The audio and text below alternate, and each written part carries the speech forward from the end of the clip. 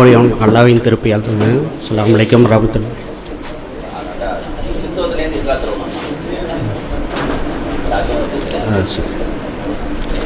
நான் ஆக்சுவலாக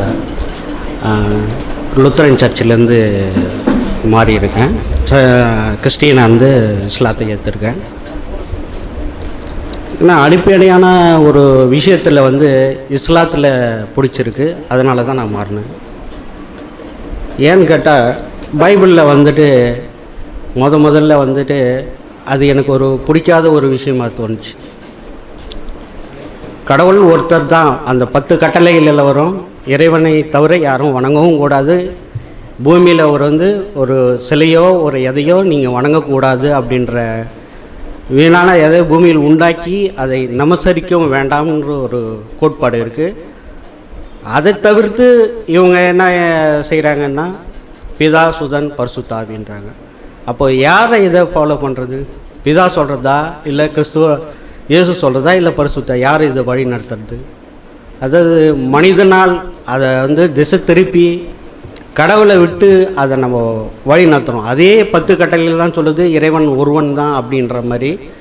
ஆனால் இவங்க அதை திருப்பியும் அதை மாறு செய்யும்போது என்ன, அதனுடைய பலன் எல்லாமே போயிடும். எந்த ஒரு பொருள் செஞ்சாலையும் அதில் வந்து அது மிஸ்டேக்னானா அது முழுசும் அது கெட்டு போயிடும். அதே மாதிரி தான் அந்த இறை கொள்கையிலே வந்து நம்ம முதலாவது இறை கொள்கையில் கரெக்டான அந்த கொள்கையை கடைப்பிடிக்கும் போது தான் இறைவனை அடைய முடியும்.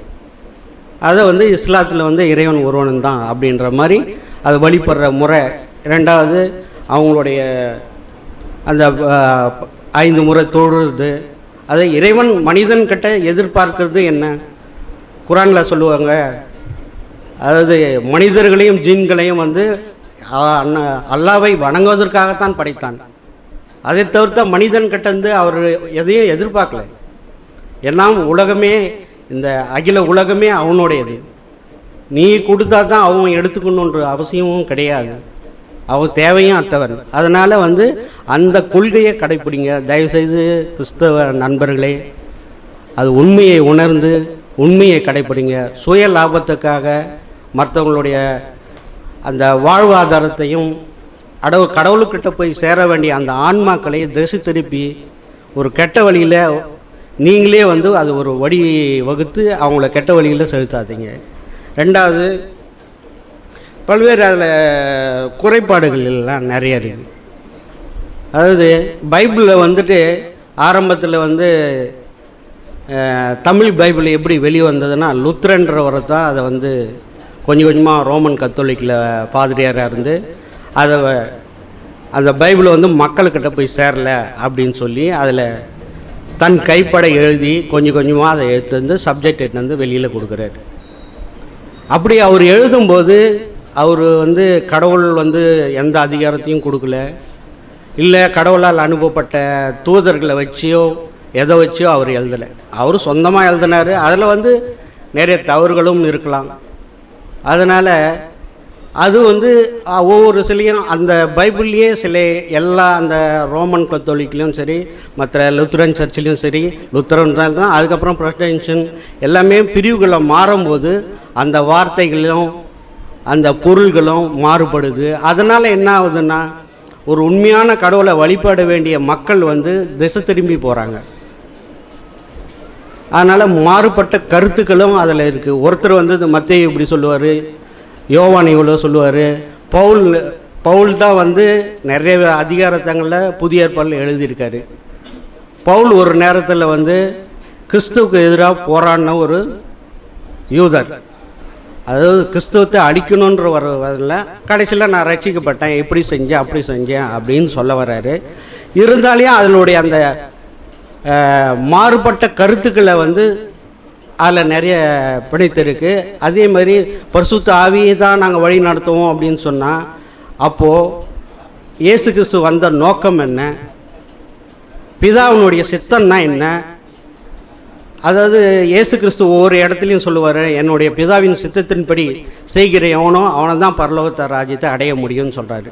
அப்போது பிதாவினுடைய சித்தத்தை தான் அந்த நியாயப்பிரமாணத்தை அழிக்க வரல, நான் நிலைநிறுத்தத்தான் வந்தேன்றாரு. அதை வந்து நிலைநிறுத்தன்னு வரும்போது அது அவரோட கடவுளுடைய விஷயத்தை தான் அவர் சொல்ல வந்தார். நீங்கள் அவரே வந்து கடவுளாக்கி இன்றைக்கி வழிபடுற ஒரு நிலையை உருவாக்கி அந்த 10 கட்டளை முதல் கட்டளையே நீங்கள் வந்து அதை தோல்வி உற செய்கிறீங்க. அவருக்கு வந்து ஒரு சிலையை உருவாக்கி சிலையே வணங்கக்கூடாதுன்றாரு. எந்த ஒரு விக்கிரகத்தையோ மண்ணில் படைக்கப்பட்ட விக்கிரகத்தை எதையும் நீங்கள் செய்யாதீங்கன்றாரு. நீங்கள் அந்த முதல் கட்டளையே வந்து இயேசு கிறிஸ்துக்கு ஒரு சிலையை உண்டாக்கி அவதை வணங்க வச்சு மக்களை வந்து திசை திருப்புறீங்க. இதுக்கு கடவுளுக்கு நீங்கள் மாறு செய்கிறீங்கன்னு நினைக்கிறேன். அதனால் முக்கியமாக வந்து கடவுள்கிட்ட கேளுங்க, கடவுளே இறைவனே உண்மை அறிகிற அறிவை எங்களுக்கு கொடுங்க அப்படின்னு கேட்கும்போது இறைவன் வந்து உங்களுக்கு நல்ல வழியை கொடுப்பான். அப்போது நான் பார்க்கும்போது எனக்கு தோணுது வந்து இஸ்லாம் மதத்தில் தான் இந்த மாதிரி ஒரு ஆணித்தனமான கருத்துக்கள் இருக்குது. ஒன்று அந்த இறை வழிபடுதல், ரெண்டாவது வந்து ஒவ்வொரு காலகட்டத்திலையும் வந்துட்டு இப்போ ஃபாதர்னா எல்லா இடத்துலையும் அவங்களுடைய சஜஷன் கேட்டு தான் நடக்கணும். இதை வந்து ஏதாவது ஒரு சின்ன தருணம் அங்கே போய் கேட்குறது, அவங்கள கூப்பிட்டு வந்து ஃபங்க்ஷன் நடத்துறது, அந்த மாதிரி இருக்கும்போது அவங்களுடைய என்ன ஆகுதுன்னா தனக்குள்ள ஒரு பெருமையை உண்டாக்கிறாங்க.